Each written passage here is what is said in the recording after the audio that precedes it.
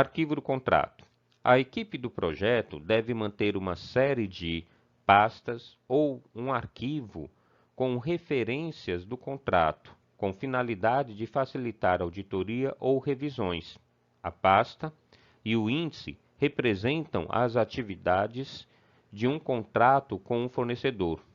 O índice mínimo para a documentação numa pasta então temos aqui o RFP, que é o documento de solicitação de cotação, contrato, cronogramas, alterações solicitadas e aprovadas, documentações técnicas, aditivos ao contrato, ordens de trabalho, aprovação dos deliverables, correspondência do contrato, avaliação do contratado, relatório de desempenho, cópias das faturas de pagamento, resultados de fiscalizações. A destruição dos arquivos relacionados com o fornecimento de produtos e serviços só deverá ser efetivada pelas empresas contratantes depois de ultrapassado o período de garantia contratual ou legal, uma vez reivindicada a responsabilidade de qualquer das partes nesse particular. Elas poderão se defender utilizando todos os elementos e documentos gerados no âmbito da referida contratação. Assim, o gerente de projeto e a empresa devem guardar toda essa documentação observando esses prazos, que são definidos pela própria garantia dada ao projeto ou, dependendo do tipo de documento, há um prazo específico determinado por lei. Isso é importante porque, no caso de uma ação judicial, tanto por parte do contratante ou do contratado, esses documentos servirão para as alegações, servirão para a defesa. Formalização do encerramento. Todo projeto tem um cliente, que é a pessoa ou entidade que demandou o projeto. Dessa forma, para esse cliente, a fase de conclusão é uma das mais importantes, uma vez que é nela que se dará a entrega final dos produtos e serviços gerados. A fase de encerramento do projeto é conduzida de forma que os produtos e serviços constantes no escopo delineado sejam disponibilizados para o cliente, sendo que esse momento é acompanhado da caracterização e oficialização da conclusão e aceitação do projeto. Um contrato pode ser encerrado não só quando termina a execução, mas também das seguintes formas. Em primeiro lugar, pelo término das atividades estabelecidas contratualmente, terminação, pelo acordo mútuo entre as partes, ou pela não observância das obrigações contratualmente estabelecidas. Término das atividades estabelecidas no contrato.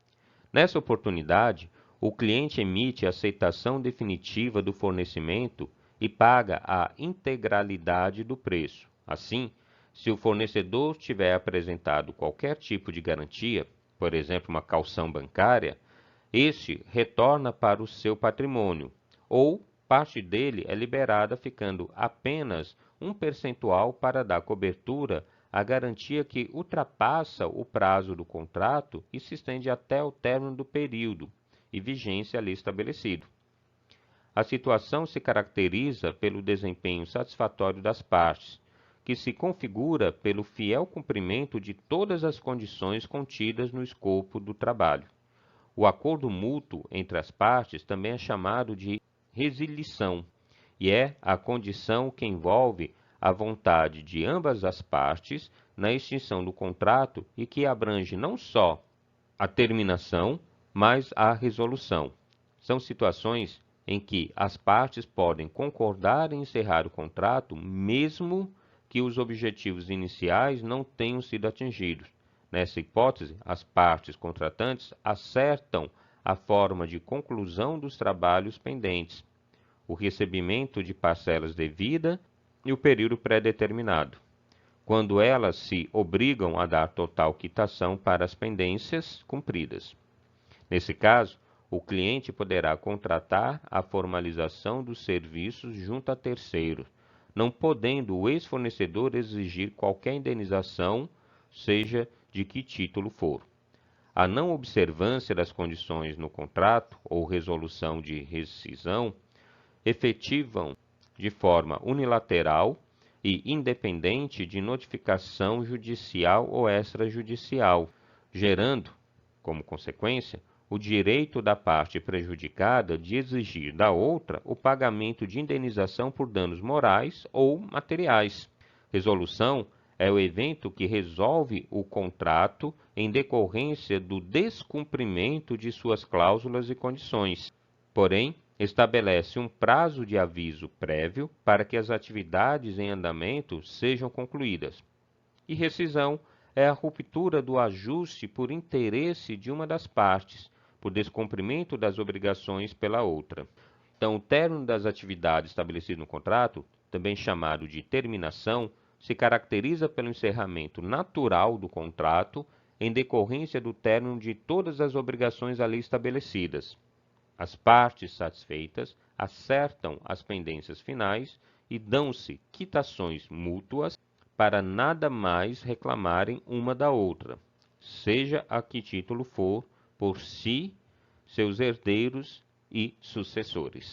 Aqui temos um modelo de um termo de encerramento de um projeto, modelo bem simples, mas que é fundamental importância, onde ele descreve um título, termo de encerramento do projeto, qual é o projeto, a descrição resumida desse projeto, quem é o cliente, e aqui ele coloca uma cláusula, pelo presente instrumento, fica encerrado o projeto supra-relacionado, sintonizando com essas informações, todos os signatários abaixo mencionados concordam que o motivo desse encerramento é devido ao fato de, aí marca se for conclusão, marca se for substituição por outro projeto, cancelamento ou outro tipo conforme nós mencionamos. E aí coletamos a assinatura do gerente do projeto, do cliente, do patrocinador e local e data. Documentação das lições aprendidas.